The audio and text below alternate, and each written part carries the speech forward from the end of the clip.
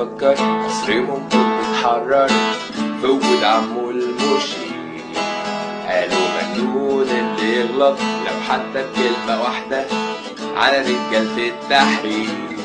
قالوا مجنون اللي يفكر مصر ممكن تتحرر في وجود عمه المشير. قالوا مجنون اللي يغلط لو حتى بكلمة واحدة على رجالة التحرير. قالوا علي قالك يا مان الحل في الإخوان، ما هو قالك أرحم من السلفيين.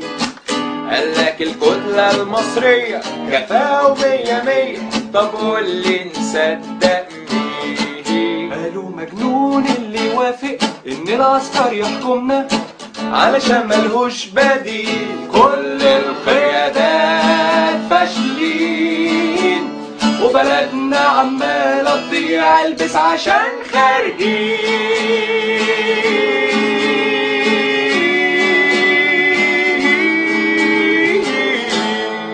قالوا مجنون اللي يفضل قاعد ساكت في بيته والناس عمالة تموت. نايم حاضن كنبته فاتح روتانا سينما يتفرج على كتكوت. قالوا مجنون اللي يفضل قاعد ساكت في بيته والناس عمالة تموت. نايم وحاضن كنبته فاتح روتانا سينما يتفرج على كتكوت. قالوا كله جاهز وحصري عالتلفزيون المصري، حتى بص البلطجية قطي. قالوا مجنون اللي صدق كلام توفيق عكاشة زربت الفرح مات. قالوا مجنون اللي يحلم مصر تبقى أحسن من غير ما يروح التحرير. قالوا الناس مجانين ورجعنا تاني عالميدان بالملايين.